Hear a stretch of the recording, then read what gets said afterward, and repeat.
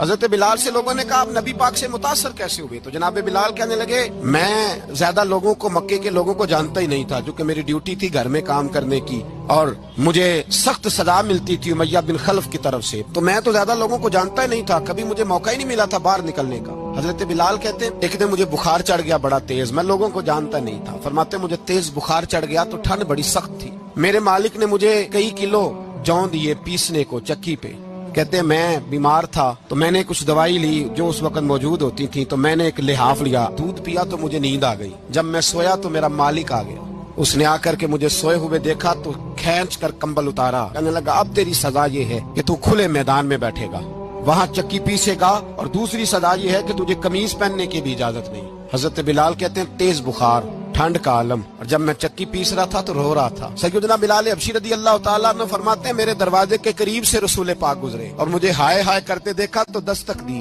میں نے کہا کون ہے؟ دروازہ کھلے آ جاؤ۔ محبوب اندر آئے تو پوچھنے لگے کیوں رو رہے ہو؟ میں نے کہا جاؤ اپنا کام کرو، یہاں دکھ سارے پوچھتے ہیں مداوا کوئی نہیں کرتا۔ کہتے ہیں میں نے سخت جملے کہے معاذ اللہ، حضور چلے گئے، جب حضور جا رہے تھے تو میں کہہ رہا تھا بس جا رہے ہو نا، میں نے پہلے ہی کہا تھا جاؤ۔ کہتے ہیں قربان جاؤں، تھوڑی دیر گزری تو اللہ کے رسول کے ہاتھ میں گرم دودھ کا پیالہ تھا، کھجوریں تھی، حضور تشریف لائے اور کریم رسول نے مجھے کھجوریں دی، دودھ پلایا اور کہا چل جا کمبل میں بیٹھ جا، تو میں نے کہا چکی کون پیسے گا؟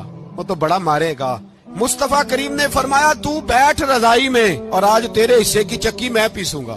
کہتے ہیں ساری رات حضور چکی پیستے رہے، سویرے میں اٹھا اور میرے حبیب پاک نے مجھے وہ سارا کچھ دیا اور خود چلے گئے۔ اگلی رات پھر آئی تو حضور پھر آ گئے، مجھے پھر رضائی میں لٹایا، دودھ پلایا اور ساری رات چکی پیسی۔ کہتے ہیں بس تیسرے دن حضور چکی پیس کے جانے لگے تو میں نے قدم تھام لیے، میں نے کہا حبیبہ دنیا ساری جھوٹ بولتی ہے، جو غلاموں کے حصے کا کام کرے وہ اللہ کا سچا رسول ہوا کرتا ہے۔